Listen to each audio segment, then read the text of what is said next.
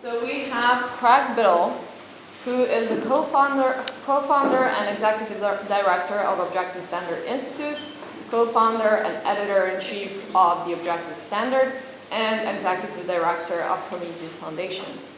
And then we have Stephen Hicks, who is a professor of philosophy at Rockford University, who is the executive director of the Center for Ethics and Entrepreneurship and senior scholar at the Ethics Society. And the two of them are joining us today to debate the following question. Is objectivism a closed system or an open system? I'm going to give you a very brief historical background of this problem. So back in 1989, David Kelly responded with an open letter titled A Question of Sanction to an article written by Peter Schwartz. And in the open letter, Kelly states that Ayn Rand left us a magnificent system of ideas, but it is not a closed system. And shortly after that, in response to that, Leonard Peikoff publishes Fact and Value, refuting Kelly's arguments, including the one about objectivism not being a closed system. And he states, objectivism is the name of Ayn Rand's achievement. Anyone else's interpretation or development of her ideas, my own work emphatically included, is precisely that, an interpretation or development which may or may not be logically consistent with what she wrote. And then in 1990, David Kelly goes on to found his own organization called the Institute for Objective Studies, now known as the Ethics Society, an organization that states to promote open objectivism. That same year, Kelly publishes Truth and Toleration, in which he further expands on his argument from a question of sanction, including his claim that objectivism is an open system. And up until now, as far as I know, there haven't been a debate of this kind where we have both open system and closed system side represented. So this is something special. And now I have an introductory question for our speakers. Stephen, if you would like to go first. So the introductory question is, there have been a lot of discussions among objectivists about this debate. Some express the opinion that this is already settled decades ago, that it was unnecessary, but also that it was immoral and harmful to have this debate, and especially in this format. So why is the question, is objectivism an open or closed system important, and why is this debate relevant? Well, it's an important question because it's a perennial question about any philosophy to state what its identity is as part of a conceptualization, so it knows what it is about, and so it can communicate more effectively with other people. So that would be the short answer. I have nothing to add to that. I mean, clarity about what objectivism is absolutely essential to studying objectivism, understanding objectivism, evaluating objectivism, and deciding whether this thing is true or not true and good for life or not good for life. So clarity is, Ayn Rand said of fiction, the three most important things are plot, plot, and plot. And in nonfiction, and particularly in philosophy, the three most important things are clarity, clarity, and clarity. So this is something to get clear on.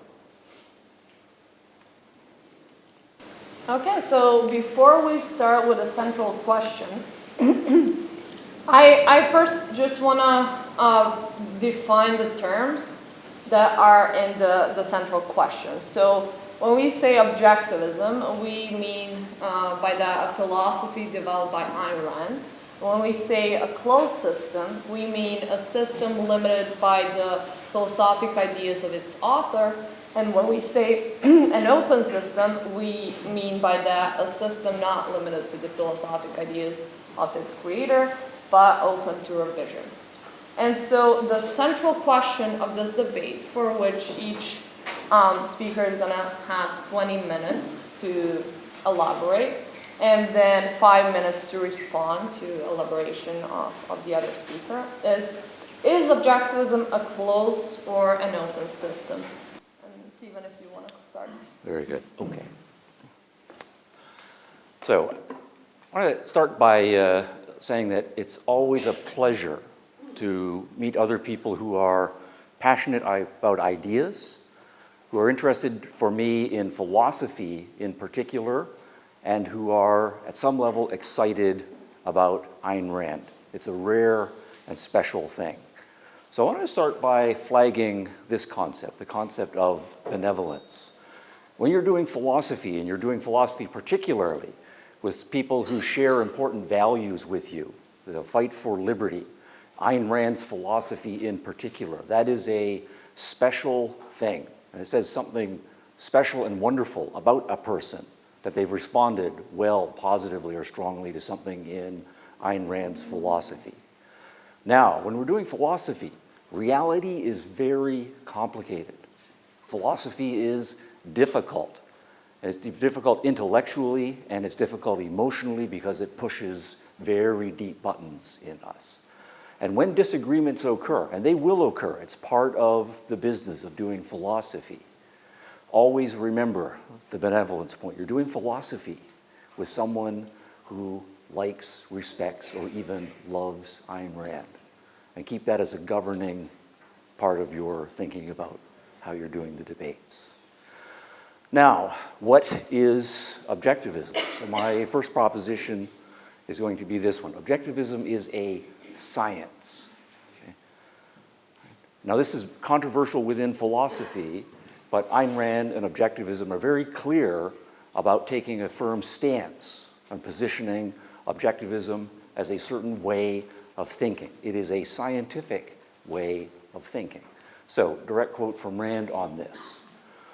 Epistemology is a science devoted to the discovery of proper methods of acquiring and validating knowledge.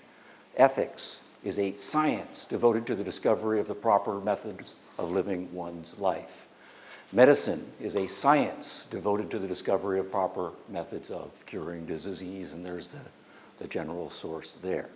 So you'll notice that the concept of science is emphasized and repeated, and epistemology and ethics are two of the 4 or 5, depending on your categorization, core issues. But it's the same thing about doing metaphysics, about your understanding of human nature, proper principles of politics, how art pushes our buttons psychologically and morally as well.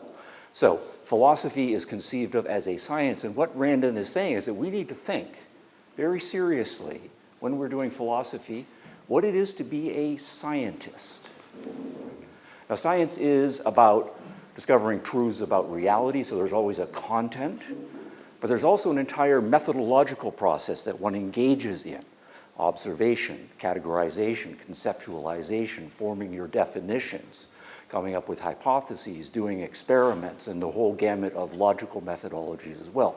All of that is built into science.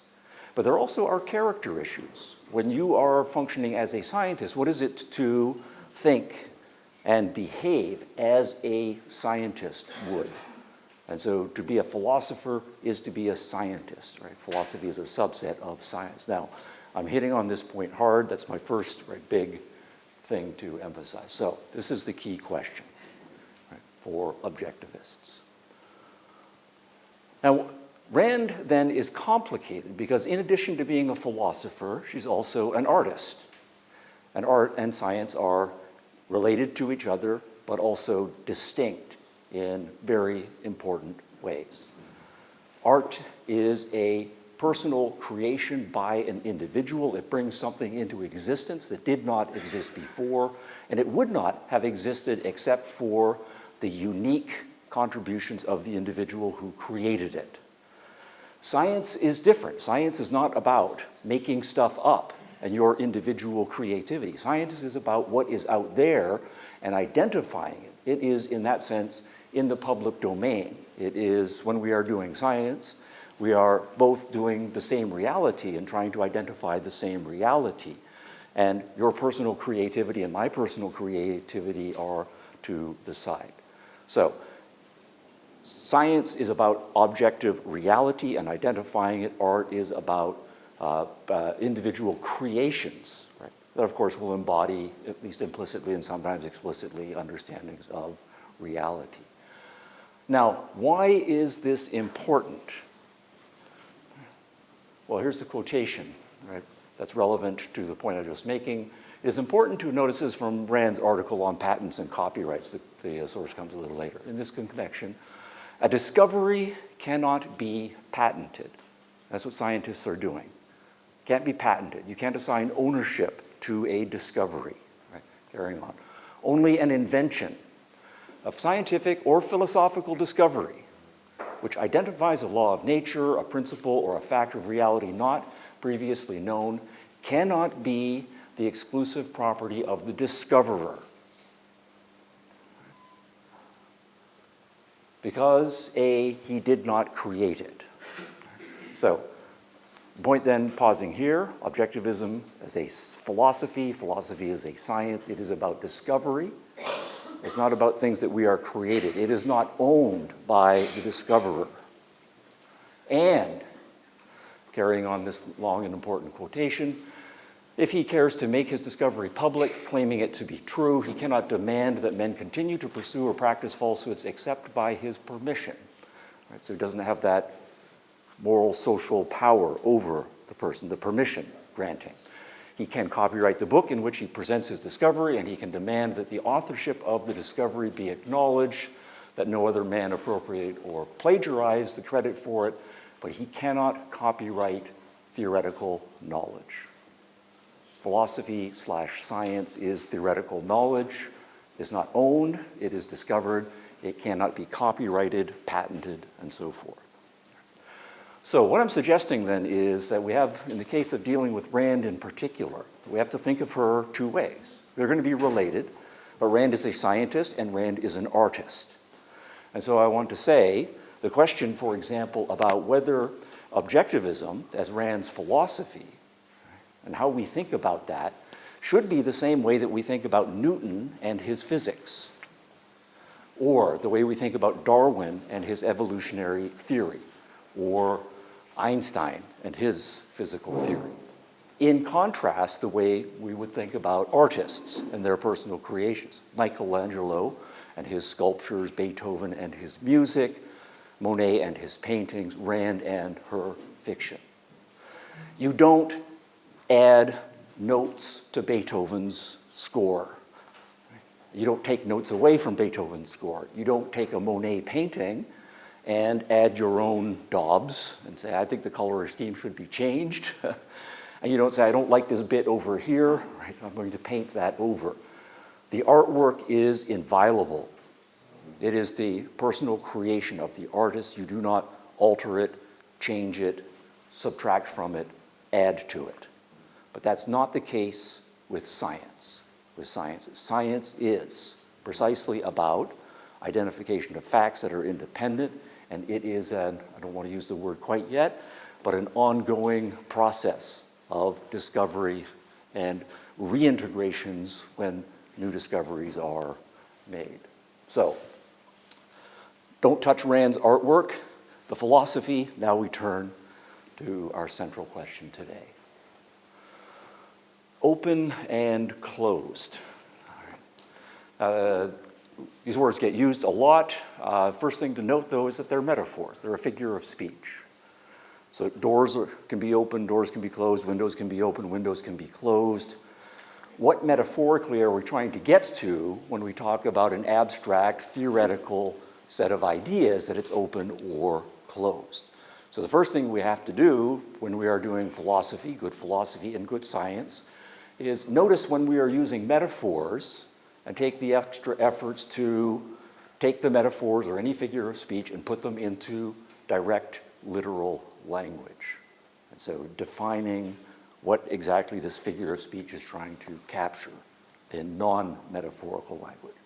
Now I'm going to suggest that there's three important things built into the way in any theoretical science, including philosophy and including objectivism, the words open and closed are used. There's a long history in the sciences of this terminology being used, and so we can draw on that and apply it to objectivism as well.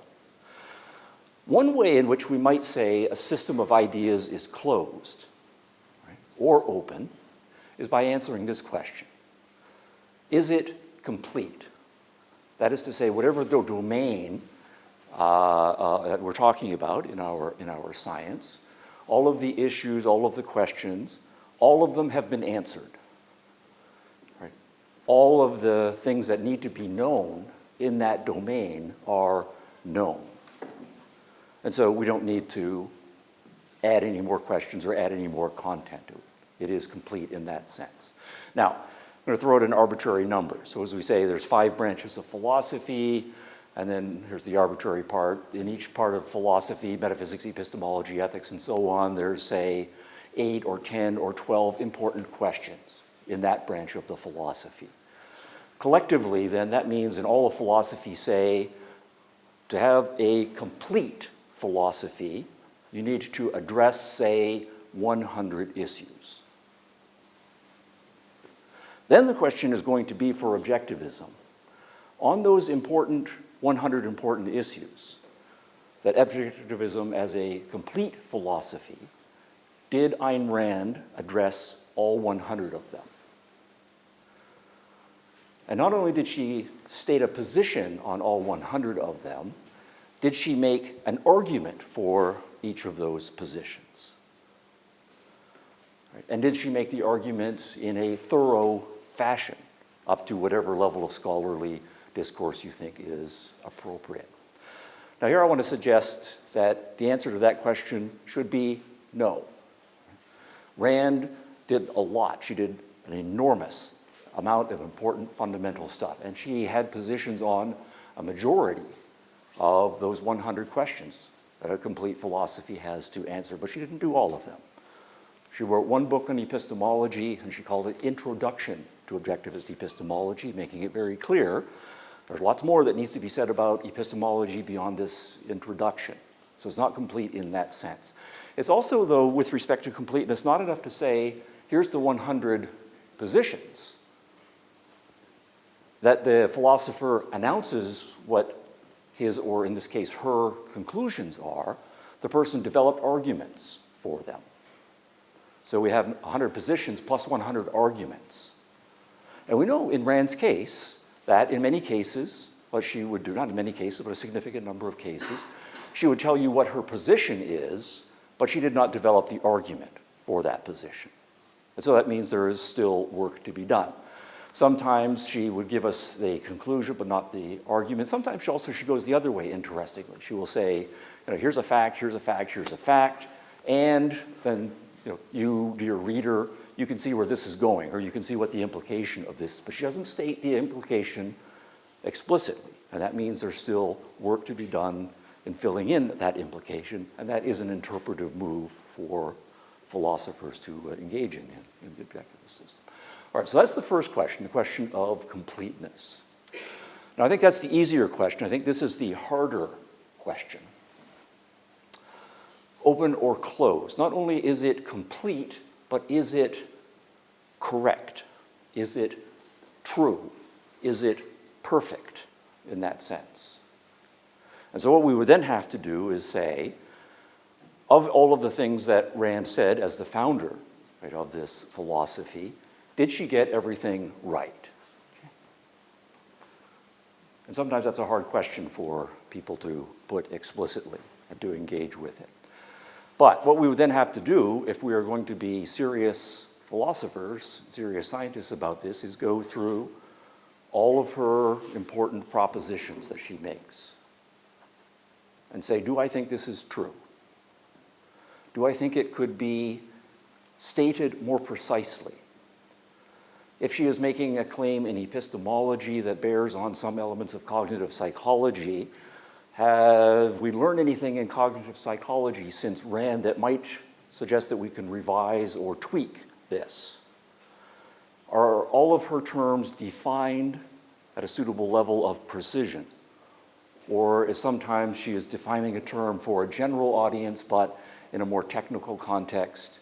She didn't give you the precise technical definition, and that would need to be articulated. And then, of course, the big things would be, are there cases where I think Rand has made a mistake?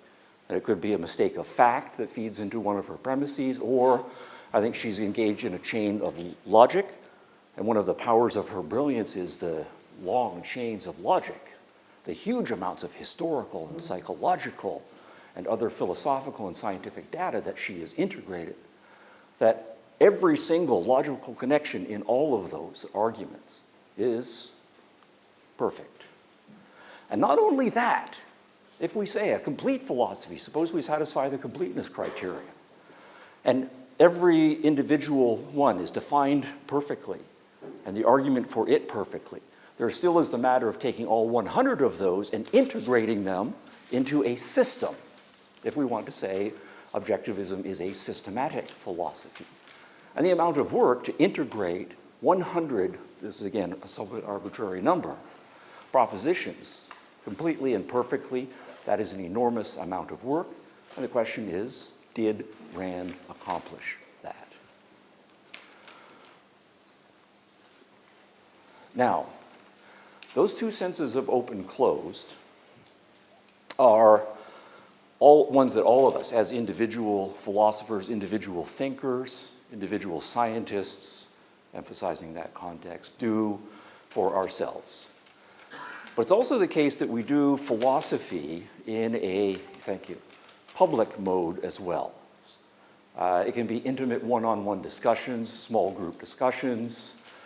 Sometimes it's a matter of doing formal courses where one is a teacher with respect to students. Sometimes it's a matter of forming organizations and institutions around a certain set of ideas because we want to advocate those ideas out in the world. So doing philosophy in a social context. The question of openness or closedness also then is relevant here. And so here are the initial questions. Is one open to all of these things, discussion? Or is it the case, the different style would be, I'm not interested in discussion, I have my views and I am one-way street with respect to the communication? Are you open to being questioned? Or do you make it clear from the beginning that certain things cannot be questioned? Are you open to being not only just questioned, but actually challenged by people who think they disagree with you? And that's going to happen, of course. You have smart young people trying to do philosophy. They will have hundreds and hundreds of questions. What is your attitude with respect to those hundreds of questions? Are you open to the idea that you can be wrong? And actually, should the arguments go against you, be willing to change your mind on that issue? That's what a scientist will do. That's what a good philosopher will do. And then more formally, as we are trying to do here today, are you open to debate, which is a very public and stylized way of contesting ideas, important ideas, and so forth. And also, that's just to speak from your perspective, but it also has to do, because all social things involve at least two people, are you open to the other person with whom you are doing the philosophy, going through this process, this very difficult process of scientific philosophy, and asking all of these questions and coming up with weird ideas and challenging it and so forth, and recognizing because of the difficulty of philosophy and life and so forth, that they have to go through the process. They're not going to get it completely and perfectly. It's going to be an iterative process, and that your part in that social relationship is to foster in a healthy and benevolent way that process of doing philosophy to whatever ideal standard you want to achieve. Now, in that social context, a couple of sub-questions here. You're going through this process, you're doing philosophy really hard, and you're in a movement, though, where you're younger and you recognize that there are other people in the movement who have credentials, PhDs, and they are part of the intellectual movement. One aspect of this openness has to do with how should that relationship go. So I actually am one of these objectivist philosophers with a PhD, so you and I are doing some philosophy and you disagree with me. How should that go? How should I relate to you on that disagreement? How should you relate to me on that disagreement? And then up the stakes even a little further. What if you're thinking when you're going through the process disagrees with something Ayn Rand says. You're suggesting maybe this definition could be more precisely focused, or given some new insights from neuroscience or whatever, we need to rethink objectivist epistemology, measurement omission, and her particular hypothesis about that. Right? You say, wow, I'm disagreeing with perhaps Ayn Rand on this issue. Right? Are you open to going through that process with respect to Ayn Rand's ideas? That's the challenge here. Now, Rand's answer to this question is in an essay she wrote, who is the final authority? When there is a disagreement between people who are more or less peers, between people who are within different ranks in a hierarchy of some social organization, PhDs, founders, right, and so on. Metaphysically, the only authority is reality. There is no authority except for the world, reality. Epistemologically, one's own mind. So it's not the objectivist PhD's mind, it's not Ayn Rand's mind. Your mind in connection with reality, that is the central thesis of objectivism, the fundamentality. Got it? Finally, this issue of elites. I'm going to take just one extra minute if you don't mind. Of course. Yeah, she's a little worried, right, at this point, writing in the 1960s, knowing the often terrible history of what happens to philosophical, scientific, not to mention religious and other movements that start to form social movements. The formation of elites that stop being open, stop being philosophers, stop being scientists in the proper sense. And you notice she's not using the word coercive elite here. In any profession, she's not talking about political coercion. She's talking about all of the hard and soft versions of coercion that can happen in any social movement. No tolerance for that in objectivism. Objectivism is your mind in connection to reality. Only do that. So, if these are our questions, how do we best protect and advance objectivism? Well, we know what it means to be an objectivist. That's the argument that I have made. And if you think of it more personally, the immense value and significance of Ayn Rand in your life, given the nature of her just astonishing accomplishments, it is proper to want to revere the amazing human beings who appear in our midst once in a while. How do you do that? Well, you don't do it by turning her into a god or a demigod or anything close to that. She is encouraging you to question, challenge, debate even her, and you have to step up to that task. So, quick point, I want to say there's a lot of water under the bridge, and I hope we can stay under the bridge. This is particularly for the young people in the movement here. To advance objectivism, to revere Ayn Rand, what I think first thing I would say is forget the history of the movement. Just block it out of your mind entirely. There's a huge amount of intellectual energy, emotional energy that you have. Don't get yourself sucked into all of the debates and arguments and personality conflicts that have gone on for the last 30, 40, 50 years or so. It will waste all of your energy. You have your mind, you have Rand's works to start with and build upon. And of course, there are other good philosophers you can learn from them, but focus on the future. Start over, right? Create the world that you think is possible, and that is what it is to be a good objectivist as all. Also. All right.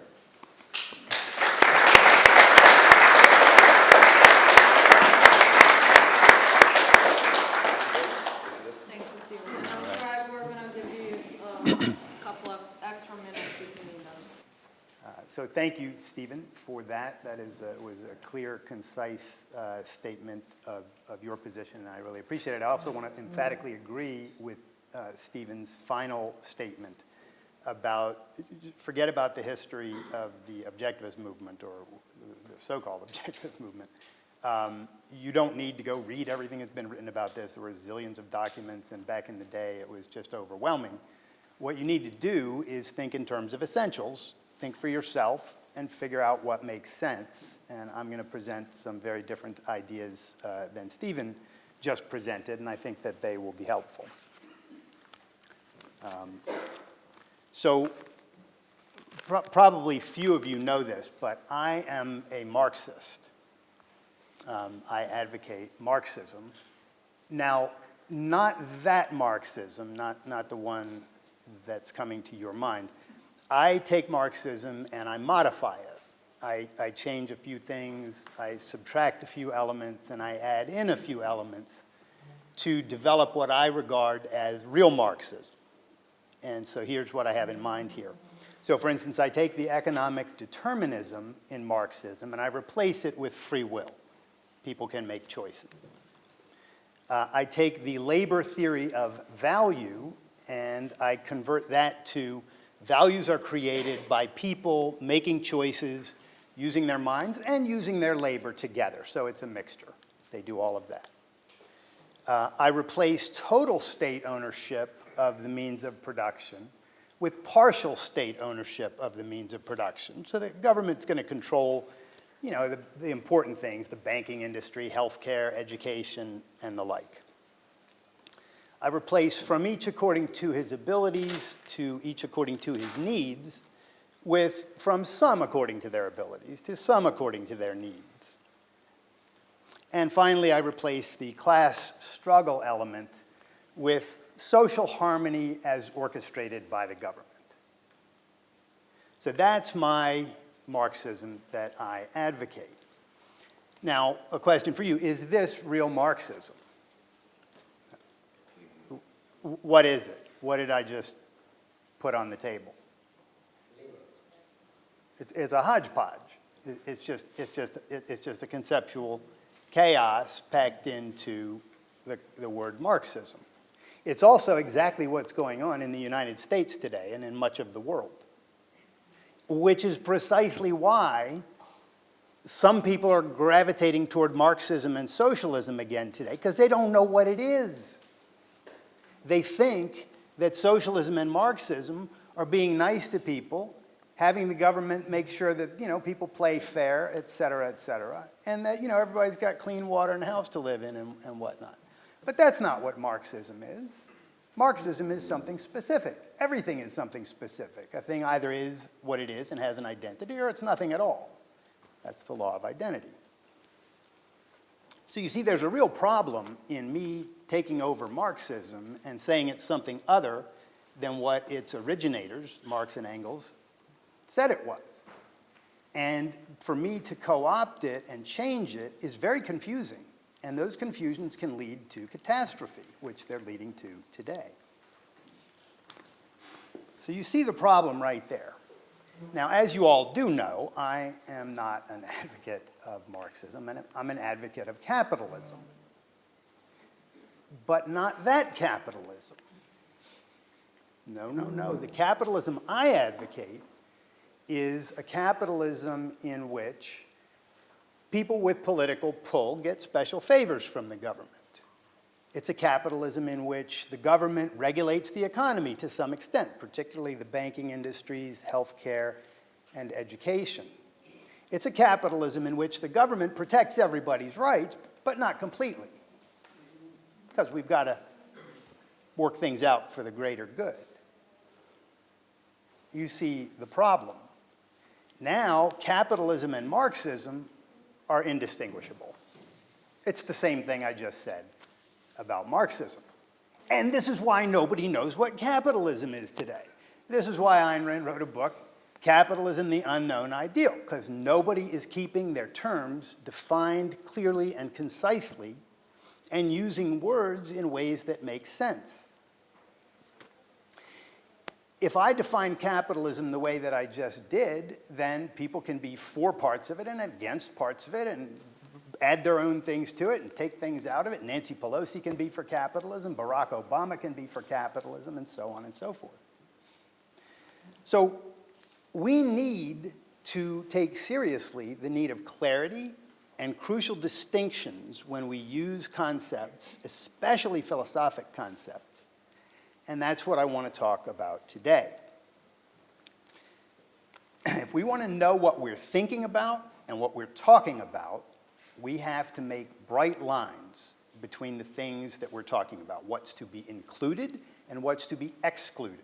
This is the purpose of concepts and definitions, and it's the purpose of your mind. It's the purpose of your mind to make these distinctions so you know what you're thinking about and you know what you're talking about. And all of this holds emphatically for objectivism as it does for Marxism, capitalism, altruism, egoism, sacrifice, you name it.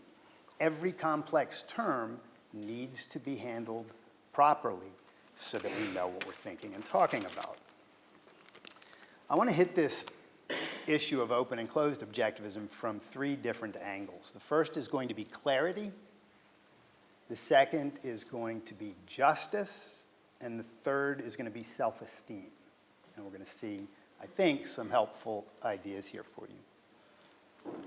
If we package together under the term objectivism ideas that Ayn Rand developed and integrated, plus ideas that David Kelly developed and integrated, and ideas that Stephen Hicks developed and integrated, and ideas that I developed and integrated, and that you and he and she, we end up with mental chaos, right?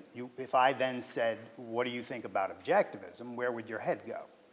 Well, it would just split, right? You can't have that. Objectivism is one thing, and we need to think of it as the one thing that it is.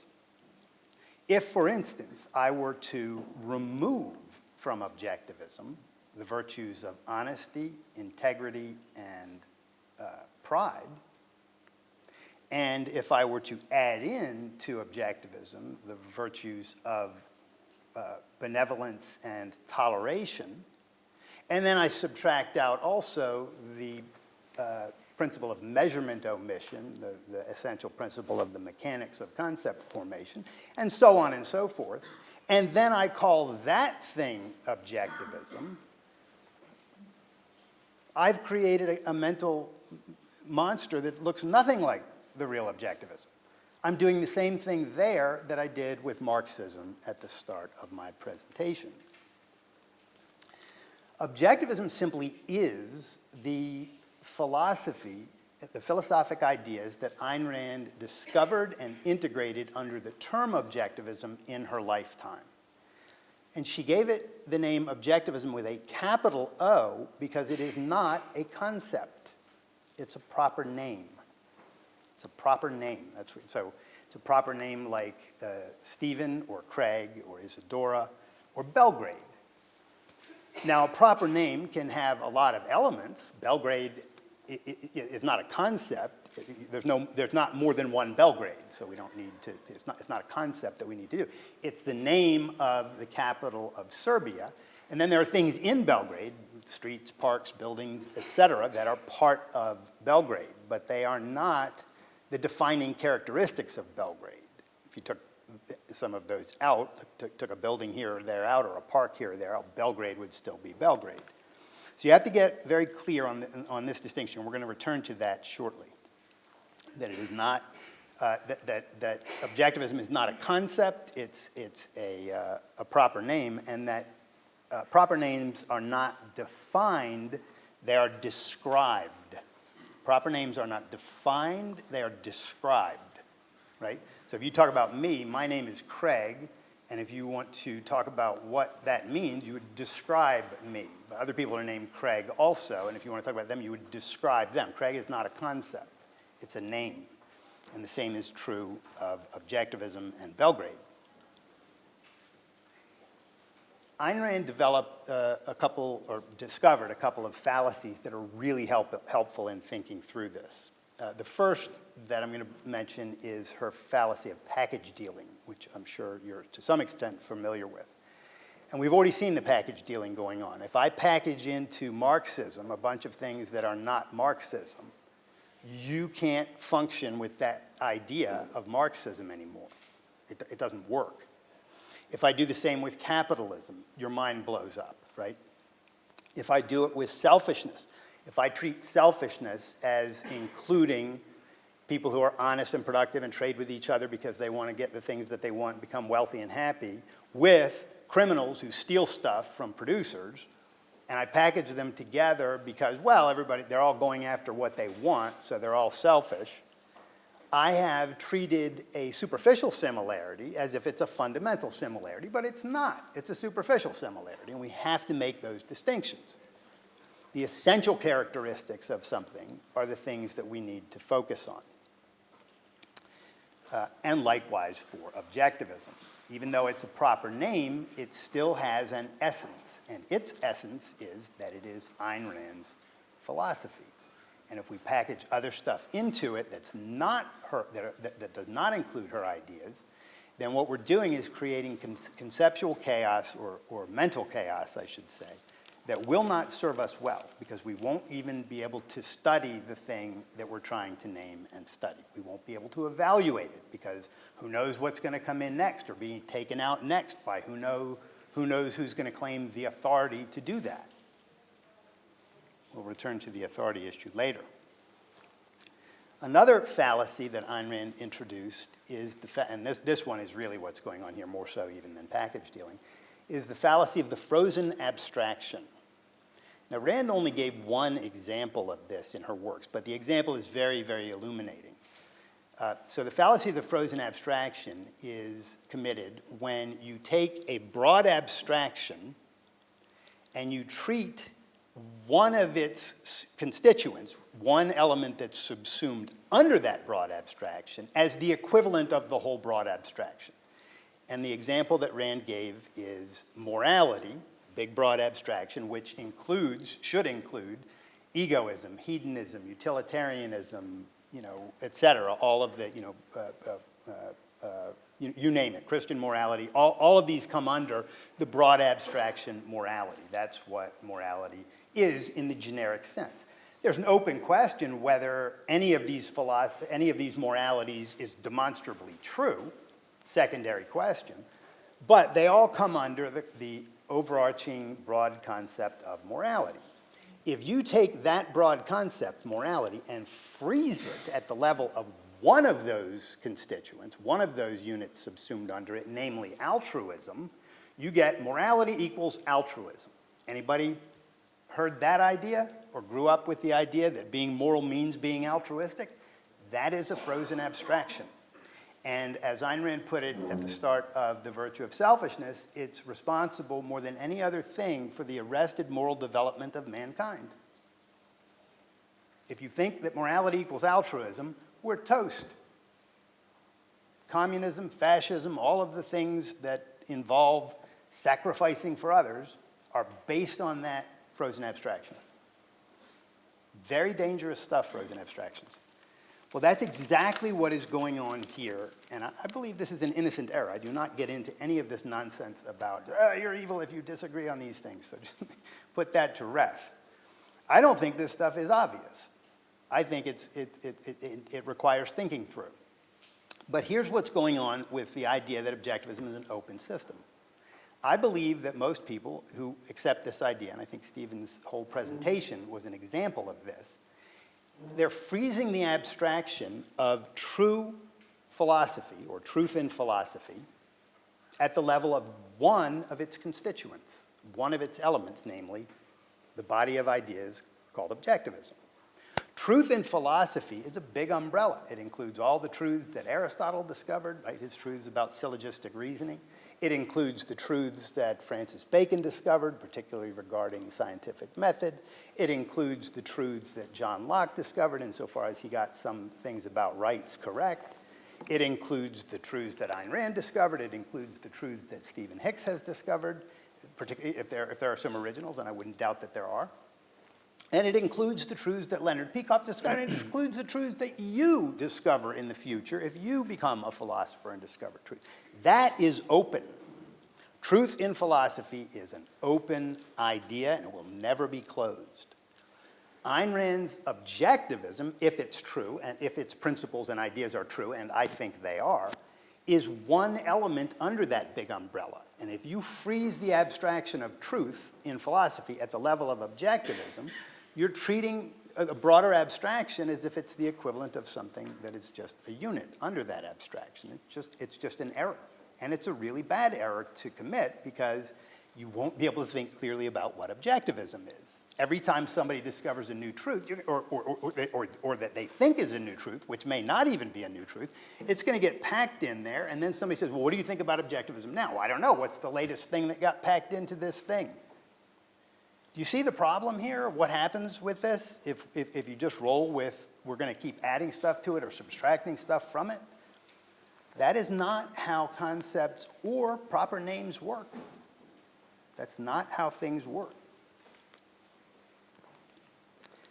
So another thing that Ayn Rand helped us with here, she gave us something called Rand's razor. Rand's razor says concepts are not to be multiplied beyond necessity. Don't make up new concepts if you don't need them. Necessity just simply means need, right? Concepts are not to be multiplied beyond necessity, and nor are they to be integrated in disregard of necessity. Don't put things together when they don't belong together. So what do we get if we do these things? So if you multiply concepts beyond necessity, if you make concepts up that you don't need because there's no referent in reality, for instance, extremism, Ayn Rand wrote a whole article on this. Extremism is this negative, bad connotation, something bad you're not supposed to be, but it's hollow. It doesn't have any content. Extreme about what? If you go to extremes, extreme justice, extreme rights protection, extreme happiness, extreme prosperity, these are bad things for some reason, right? The idea of extreme being bad because it's extreme is a senseless concept. It doesn't make any sense. It's an illegitimate concept. Ayn Rand called it an anti-concept because it blows up in your mind legitimate concepts when you accept it. It blows up the idea of being principled and going to an extreme about what's right and wrong.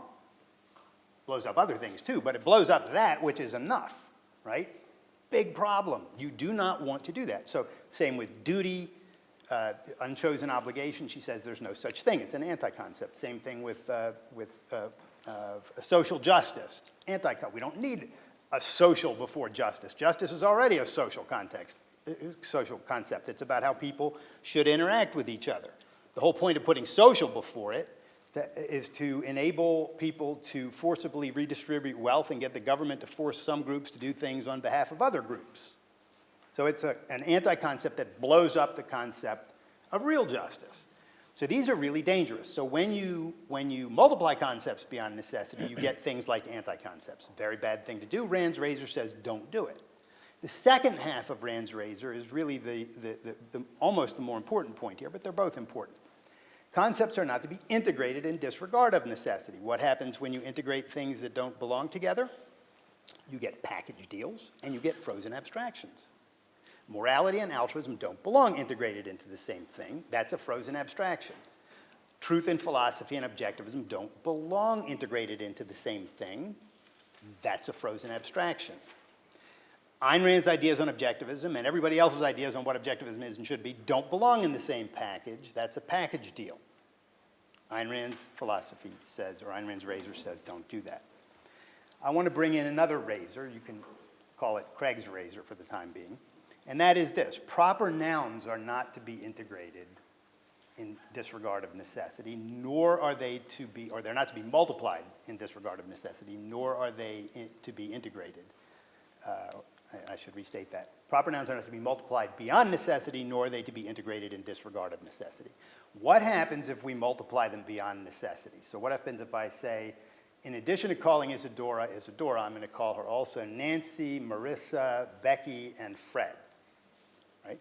Then, if I use one of those terms, you don't know who I'm referring to because I've multiplied concepts, proper names beyond necessity. Not a good idea. Silly idea, but that's not the one that really counts. The one that counts is integrating proper names, like objectivism, beyond necessity, or integrating them with other concepts in disregard of necessity. So integrating a proper name like objectivism with other ideas in disregard of necessity.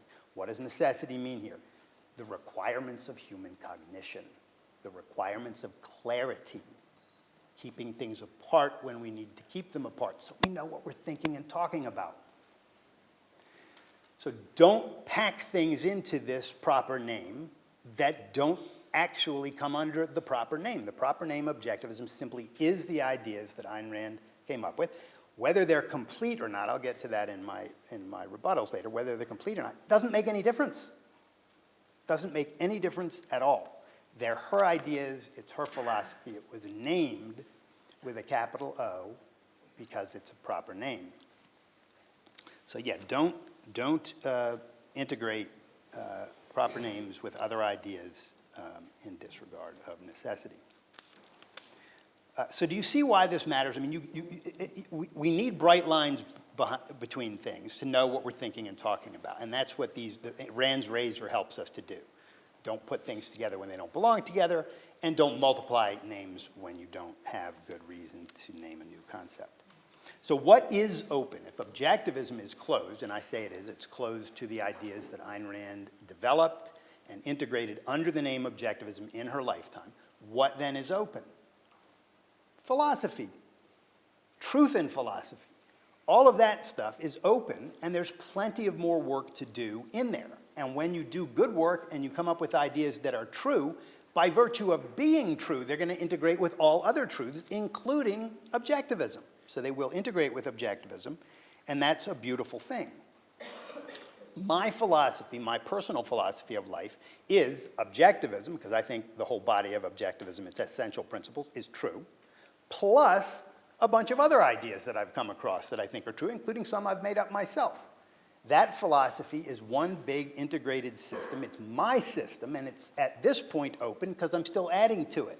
But when I die, that closes, because it's Craig's philosophy, not everyone else's philosophy, to put in what they want.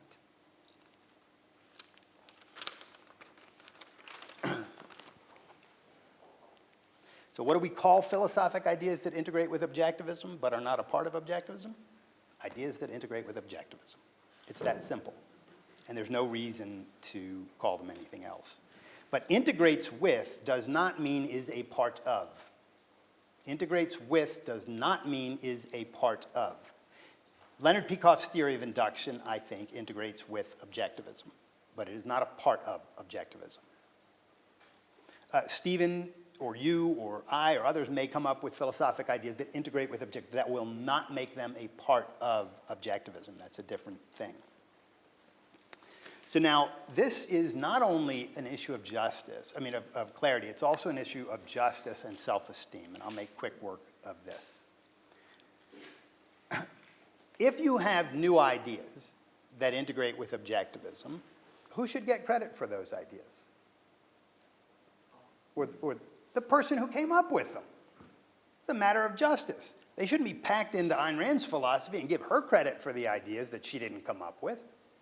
Whoever came up with the ideas, new ideas are great. I'm sure Stephen's come up with some new ideas. He wrote a book on postmodernism. It's a great book. It shouldn't be integrated with, now this is a part of objectivism. That wouldn't make any sense. It's his book, right? And why would a person who comes up with a new idea want to hand it into objectivism and call it a part of objectivism? Ayn Rand didn't come up with these great ideas and then say, oh, and they're all I'm going to put them into Aristotle's philosophy. That wouldn't have made any sense. They were her ideas, not Aristotle's ideas. She built on Aristotle's ideas. She credits Aristotle. She couldn't have done her work without his work. She's basing her ideas on the law of non-contradiction and on the fact that human knowledge is based in perceptual reality and things that are from Aristotle's basic set, the truths that Aristotle discovered and elaborated. But they are not his philosophy, they're hers. And later ideas that come up that are true are not her philosophy, they're the person who comes up with them. They're his ideas or her ideas. And you can say the whole thing is your philosophy, your personal philosophy, as I do. Objectivism is my personal philosophy, but it's not the only part of my personal philosophy. So Rand's ideas can be seen in the Aristotelian tradition, which is the way it's typically put, as John Locke's ideas are seen in the Aristotelian tradition. And Rand's ideas, I think, also can be seen in the liberal tradition. Dr. Hicks gave a nice talk yesterday where he talked about liberalism, and I think Ayn Rand's fall in that tradition as well. And future ideas that integrate with objectivism could be called in the Randian tradition. She didn't like that term when she was alive, but Rand's razor and other elements within her philosophy tell us, well, it might be necessary even if you don't like it. So she doesn't get to have everything that she wanted. If we need a term, we coin the term. And so in the Randian tradition, I think, can be helpful for people whose ideas do integrate with it but are not a part of it. They're very different things. Let me go a little bit, get a couple more minutes to wrap up. You good? I'm fine with that, yes. Now, discovering new ideas that integrate with other with other truths is a wonderful thing to do. That's what we need more of. So I don't want to there's no poo-pooing that. My organization, Objective Standard Institute, we focus on helping people to understand the principles of objectivism and other ideas that are true, so they also help you to think clearly and live better life, so they all integrate. And you get what we call a super system, your own super system, which includes true philosophy that you've discovered from other people, plus ideas that you bring into your own worldview for living and understanding the world. And that's, objectivism can be a part of your super system, but that doesn't mean that your ideas are the same thing. So a thing is either something specific or it's nothing at all. Objectivism is something specific. It's the ideas that Ayn Rand developed and integrated. There is no reason to alter it, there's no reason to add to it, and there's no reason to subtract from it, because if you have new ideas, you can just say they're new, they're true, and they integrate with it, and that suffices. And there is a world of reason not to pack things into it and call them objectivism, to freeze the abstraction or to create a package deal out of this thing, because if you do, we don't know what we're thinking and talking about when we use the term objectivism. And that is devastating to the philosophy. So, if you love ideas, this conference is about love. If you love ideas, if you love these fundamental things on which all of our lives, our happiness, our friendships, our work, our lovers, our freedom, all of these things depend on ideas. If you love ideas, you need to take the requirements of clarity in ideas seriously. And one of those requirements is making crucial distinctions between things so you know what you're talking about. You keep things separate, clear, and distinct. If you see the need for these distinctions, join me in recognizing that objectivism is one thing, Ayn Rand's philosophy, and not these other things packed in with it. And if you don't see these distinctions or the need for these distinctions, that's fine. You don't see it. Keep thinking about it. I think you'll see it down the line. Thank you.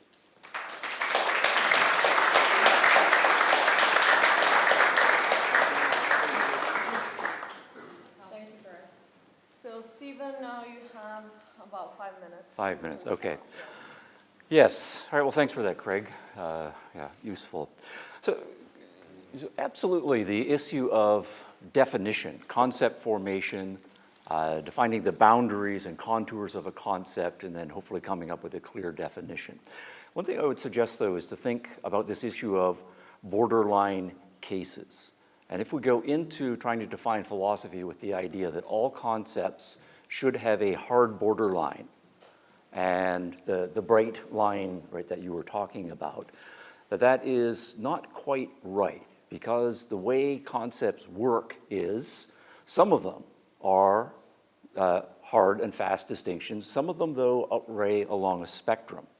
When we are talking, for example, about people being ectomorphic to endomorphic, or from too skinny to too fat, and where the person stops being, say, skinny to being slender to being slim to being chubby to being whatever, right? To say that we need to go into looking at that spectrum, that reality has carved things out into hard and fast juncture points, that's not quite right.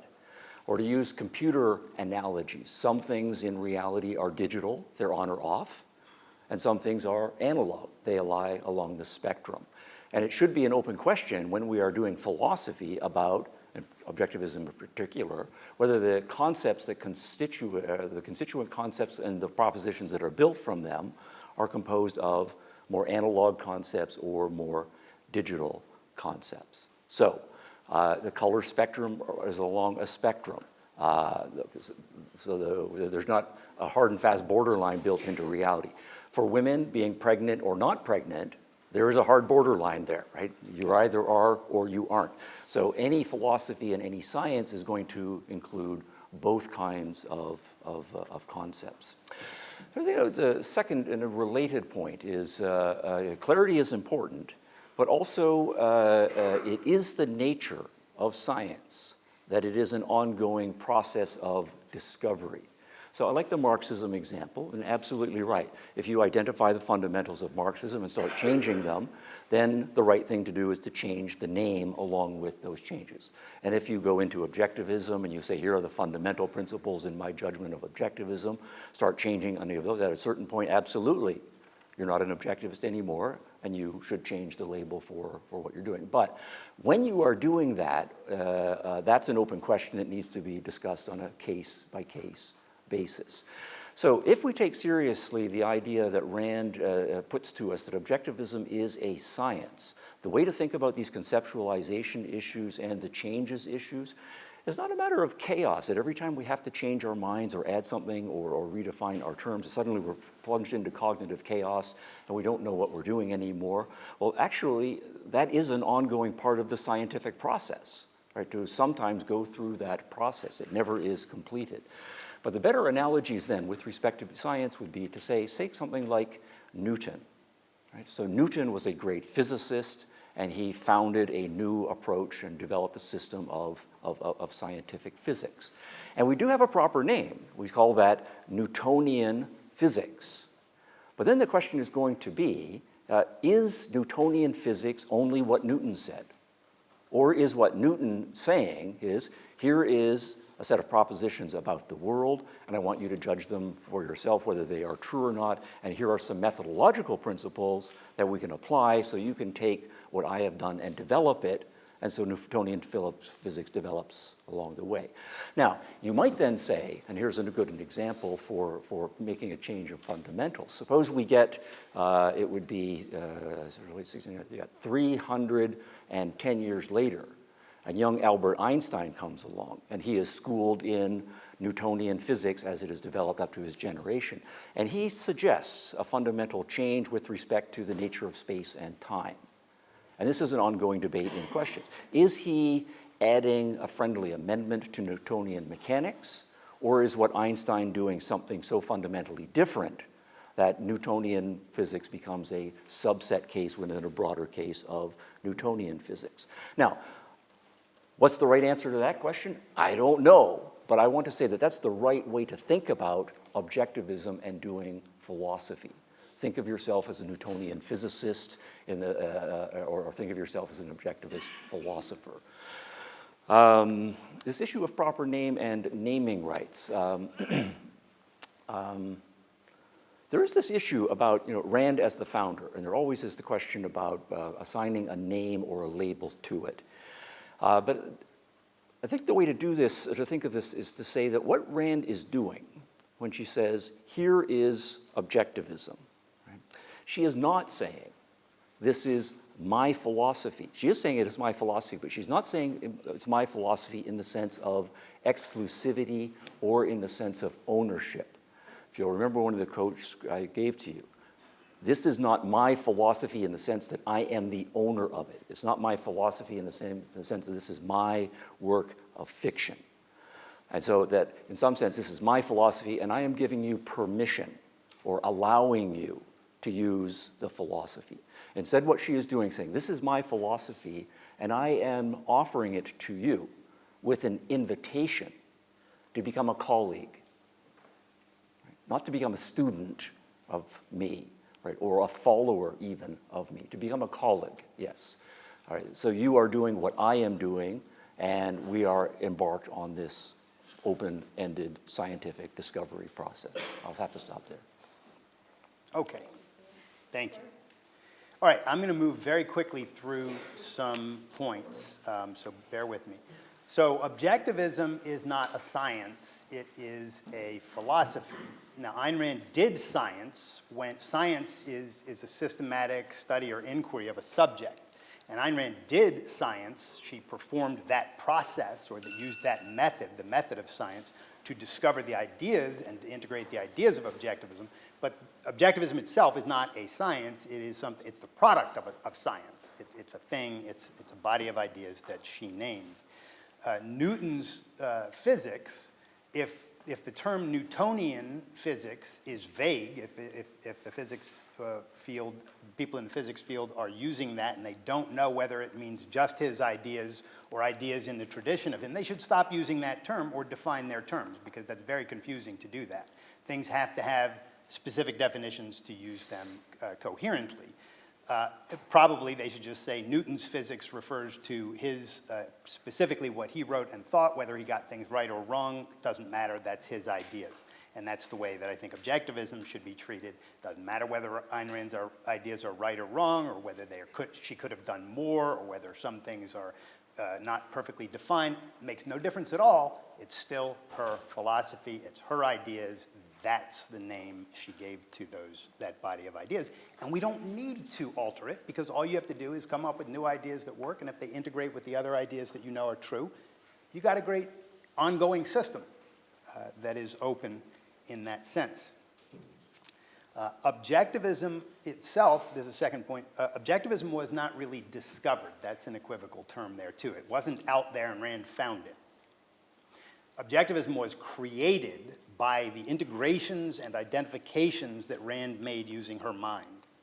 Some of that involved the process of discovery, but the philosophy itself is not a discovery, and you need to keep those things separated, as is my whole point here about clarity and knowing how to use terms correctly, because that, as a package deal, will mess you up. Nor did Ayn Rand copyright or patent objectivism. It's not her property, and it's not owned by Ayn Rand. None of that applies to objectivism. She originated it, she created it, and it closed when she died. That's the thing that matters. It's not copyrighted or trademarked or any of that. You're welcome to use it. You're welcome to write about it. Obviously, morally, you should give Ayn Rand credit if you're using her ideas, just as she gives Aristotle credit when she uses his or builds on his, but that's an obvious point. Let's see, physics is a science, but objectivism is not, but Newton's physics is a body of ideas that was created by the science Newton did. So there's another analogy there that I think is a better way to think about it. Ayn Rand's philosophy not being complete. Well, philosophy, or true philosophy, is not complete. There's more to be done. But you can take it either way with Ayn Rand's philosophy. You can either say it's complete because she put all of her ideas that she wanted in it and then died, and so it was complete in that sense. Or you can say, well, she didn't solve the problem of induction or come up with a theory of propositions or other things, so it's, quote, incomplete. Take it either way. It doesn't matter, because objectivism is the body of Ayn Rand's ideas that she discovered, or that she developed and integrated in her lifetime. So that's just a red herring. Not an intentional red herring, but it doesn't matter to this whole debate. Whether her philosophy is true or perfect or improvable is irrelevant to whether it's her philosophy. Again, it's like a side issue and a red herring. It doesn't matter whether it's true, perfect, or improvable. It's still only her philosophy. Whether it's open to challenge and debate and discussion, and whether you should respect people's independence when you're talking about it, of course you should. And of course you should challenge Ayn Rand's ideas when you're reading them. That's what your independent mind is supposed to do. Analyze, is this true? Is this supported by facts as I can see them? Nothing in objectivism says don't do that. There might be organizations and people who treat objectivism as some kind of a dogma, and shame on them for that. But the philosophy itself is not a dogma. It's a philosophy, the centerpiece of which is essentially independent thinking. So you need to think for yourself about whether her ideas are true, and you should debate them with people, and you should always be open to inquiry and discussion, as we are doing here, about what this thing is and why these questions are important.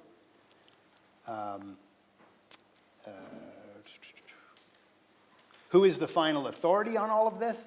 Reality is the final authority, but that's pretty abstract, so there's another principle that comes in here. The requirements of human cognition set the standard for whether we include things in a unit, whether we include units in a concept or a proper name or not. If you pack a bunch of stuff in that creates conceptual chaos, you're violating the requirements of human cognition. That's what makes it wrong. That's what makes package deals wrong. That's what makes anti-concepts wrong. That's what makes frozen abstractions wrong.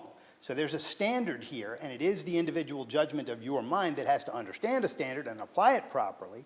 So there's no dogma there, but there is an objective standard about what goes into a concept and what does not. Regarding treating Ayn Rand as a god, nobody should ever do that. That's the silliest thing ever, and she would be rolling in her grave if anybody was doing that. I, by the way, wrote an article titled Ayn Rand Said is Not an Argument, which I encourage you to look up. That might be helpful. And I'll say more about borderline cases if somebody asks me about those in the Q&A. Thank you. Thank you, Greg.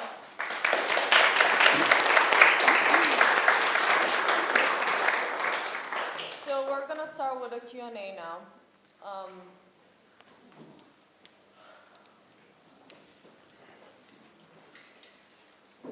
Thank you for your presentation. I have two connected questions. As time moves on and society changes, and with it, its structure and concept changes, should and could philosophies and ideologies change?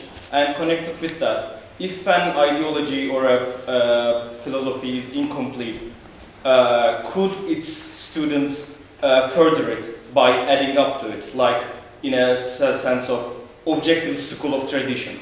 Thank you. Who is that for primarily? Is that first? For both of you. Both? Okay. I'm happy to take it. So absolutely any philosophy can be built on, particularly a true philosophy, because then it's grounded in reality by virtue of being true, and then if you find out new truths and build on them, you're building on that philosophy. There's nothing in what I'm saying that says you shouldn't do that. In fact, I'm saying you should do that. Discover new truths that integrate with objectivism, but you get the credit for it. You don't pack it into objectivism and then say this is objectivism. You just say, no, this is my set of ideas and I'm proud of them and I'd like other people to understand them, so I'm going to write a book on it or whatever you're going to do, and that's how to treat those. And ideologies can change in some senses and in some senses not, because it depends on what you mean by ideology. If by ideology you mean a named closed system like objectivism that closed when the author of the ideas died, then that ideology is not going to change. If there's a loose set of ideas that was not founded by or named by anybody, say conservatism in America, does that ideology change to some extent? Yes, because it's not even really that definite a thing. Conservatives boast about the fact that it can't be defined. Edmund Burke in particular made a big deal of this, I think, if I'm getting the guy right. Yeah, absolutely, build on things, but just recognize who did what, who discovered things, who integrated things, and who gets credit. Here. Hi. My first question is to Craig, and the second is to both of you. So, can you describe a closed system by the things it excludes? Wouldn't it be a more agile system? Because philosophically speaking, having an orderly system is, I think, as important as having an agile system. What do you think about that? I missed the last sentence there. Having a what system is like having an agile system that is actually movable. It's easier to move. Wouldn't it be, philosophically speaking, as desirable as having a very orderly system, as a system of thought? So if I understand your question, you're saying, would it be easier to define objectivism by the things it excludes rather than by the things it includes, and wouldn't that make it more agile? I think that would make it chaotic, because objectivism, the way to think about, first of all, you don't define it, it's a descriptive because it's a proper name.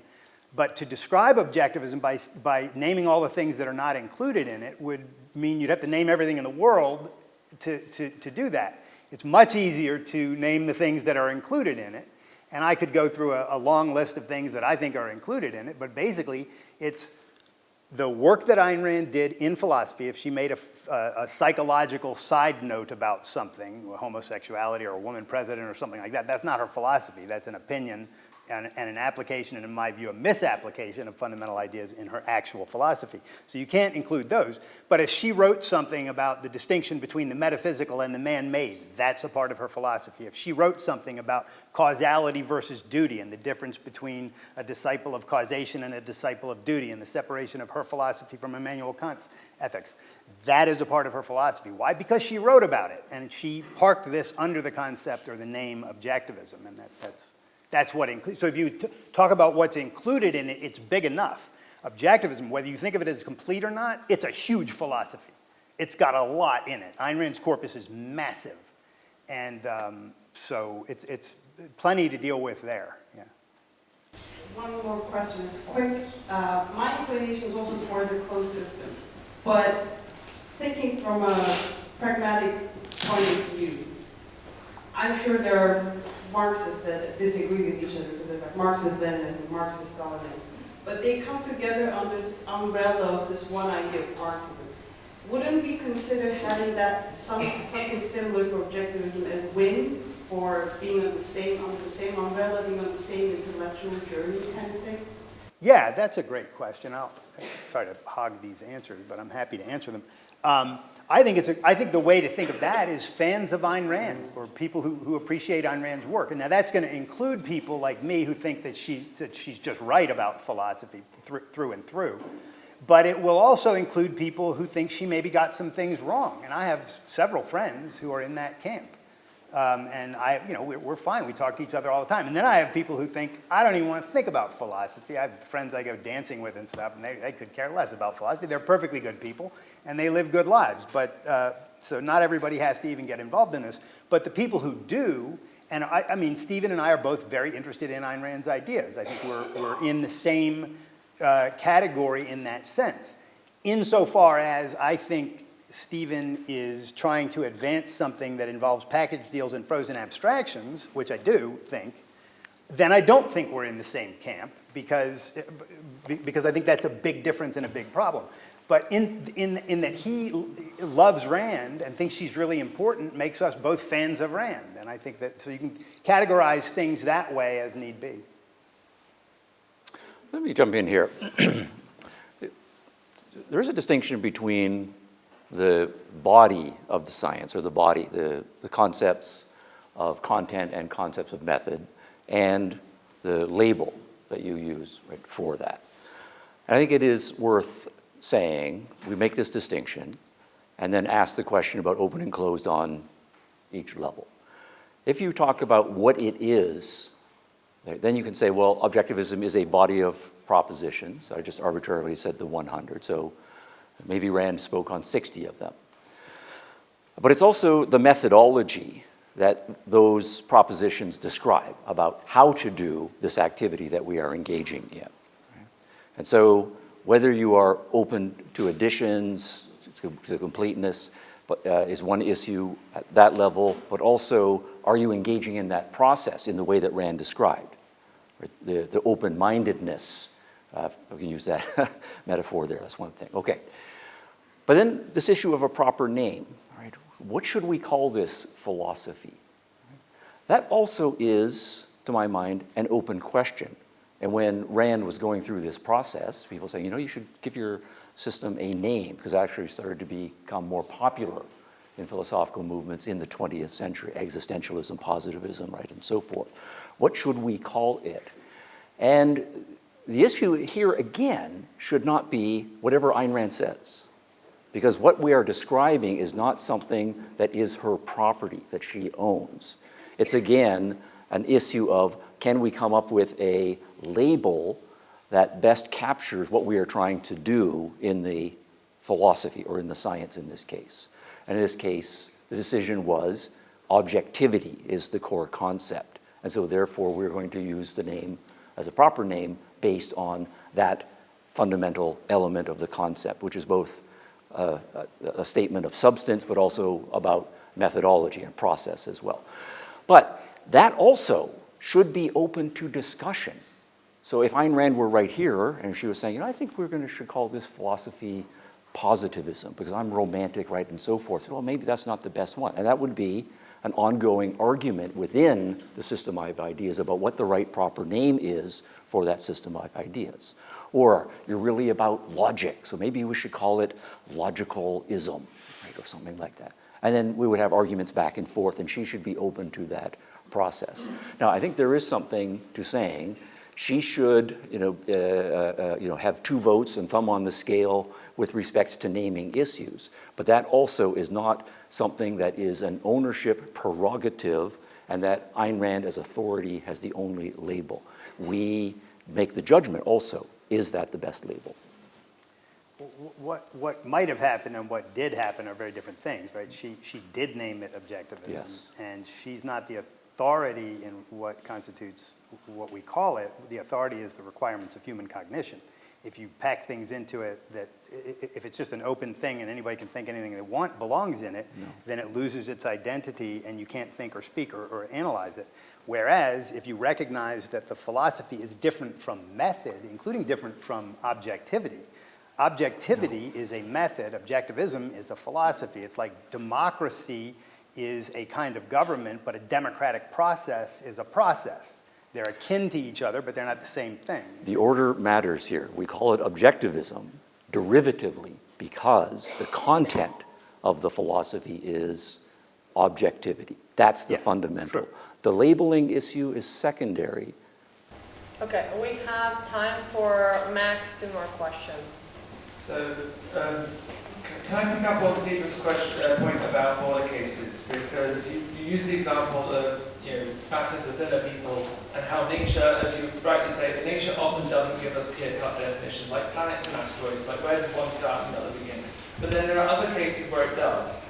For example, apples and oranges are clearly different things, and I think in philosophic terms that's a difference between a difference of degree and a difference in kind. Yes. So, for the question of what is objectivism, is there a difference of degree? Is there some kind of greater or lesser extent of objectivism, or is the objectivism, as I think Craig and I would both hold, is objectivism a clear, defined apple versus the orange of Marxism or all the other fruits, all the other philosophers? Can you have different degrees of objectivism, or is it just one pure thing? I would say if we start with what Ayn Rand said, and that would be one of our starting points, we would say in the case, there are many things where Rand spoke crystal clearly and offered a very concise definition. In other cases, she spoke more approximately and more generally. So at that point in the body of ideas that Ayn Rand has presented, some of them are more open to spectrum issues and some of them are clear border and so on. So that's a judgment call that we are always making as we are doing the process of philosophy. I mean, I don't have too much to add. Oh, go ahead. We'll go to another question. Yes. Just a second after that, Leopold is going to go next, and then you can ask the last question. So, up to my knowledge, I know that the term objectivism was before Ayn Rand. It's been used in many ways, and also terms like rational egoism, right? Like these, it's not the property of Ayn Rand, up to my knowledge. Like they've been used before to mean completely different thing. But I want to ask a question that I'm trying to put myself in the shoes of a student who's just studying now objectivism. So what? And genuinely, I'm asking the question, like, how would it help me if I know the difference between open and closed, if I grapple with all these ideas, how would it help me practically? No, absolutely. If you think that the philosophy is closed in the sense that it is a creation of an individual and so should be treated more like an artwork, then your attitude toward that is going to be different. So then you would say, no, absolutely, I'm not going to add, subtract, right, change, or anything. Versus if you think it is open in the sense of, here is an initial set of propositions, and we need to discover more that have been discovered, then your attitude is, well, I am equally in the position of the other discoverer to validate these propositions and work in that tradition and build upon that. So your attitude is going to be quite different. If you come in thinking it's closed in the sense that it is not subject to correction because it was said by a certain person, then you're going to, when you're doing your philosophy in that tradition, be psychologically, I don't want to say crippled, but something closer to that. You won't raise the hard, challenging question because that will destroy the perfection, so to speak, of the system. And also it has implications for socially. If you think it is closed in a certain way, and that's your primary marketing term, this is closed. Some things are not open to discussion. right? And one's status within the relationship. There's the founder, and I'm not saying God, demigod, but we do know this is an occupational hazard for every single movement, objectivism included. Right? If it is closed because of the status of this person, she said so in some subtle way, that also damages the social movement. I absolutely have to answer, because this is the most important question that we've gotten here, is why does this matter? The idea that you can't challenge objectivism if it's closed is exactly backward. You can't challenge objectivism if it's open. And the reason you can't challenge objectivism if it's open is because if it's open, you have no idea what it is.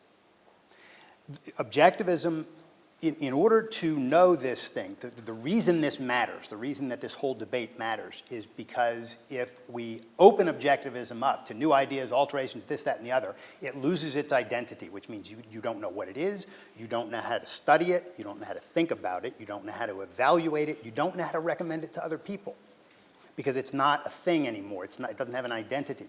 If you recognize the fact that it's closed and it's just Ayn Rand's ideas, you're absolutely able to challenge it. Hey, did she get the derivation of ought from is correct? What's her alleged inductive proof there? Does it hold up to reason? You know exactly what it is you're looking at. If, on the other hand, somebody adds toleration to it, and you say, well, I want to determine whether objectivism is true and good. Let's take this virtue of toleration. And you start analyzing it, and you go, well, that doesn't make any sense at all. Toleration seems to mean as much don't judge people as it does protect people or respect people's rights. In other words, it's a big package deal. And you could easily refute the idea that it's a virtue, because if it means don't judge people, it's not a virtue, it's a vice. Bam.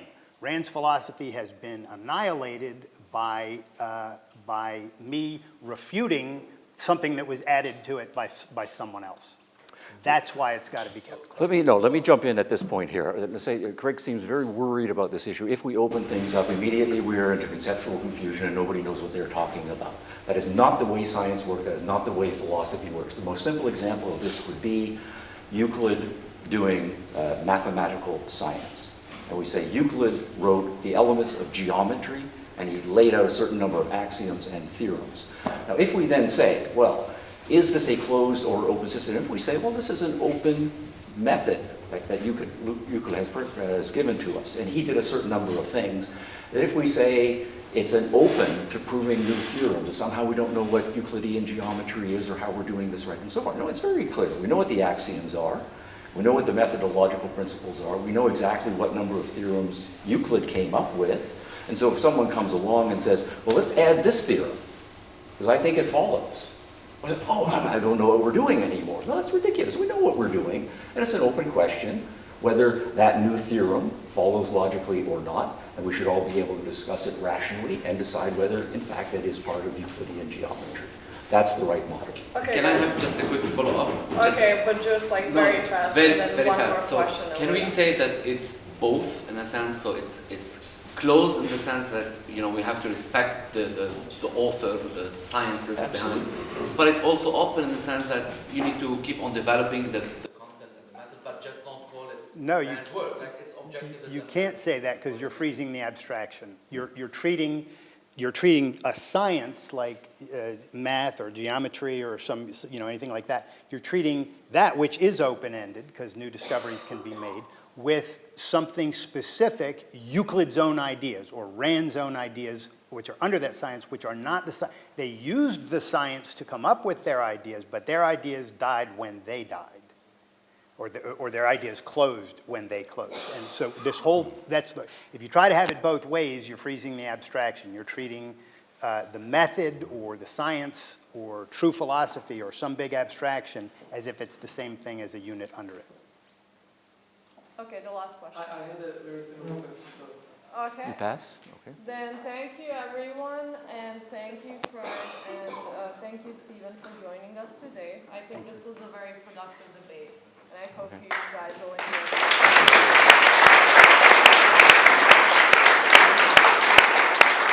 Thanks, sir. All right, sir. Yeah. Well done. So appreciate it.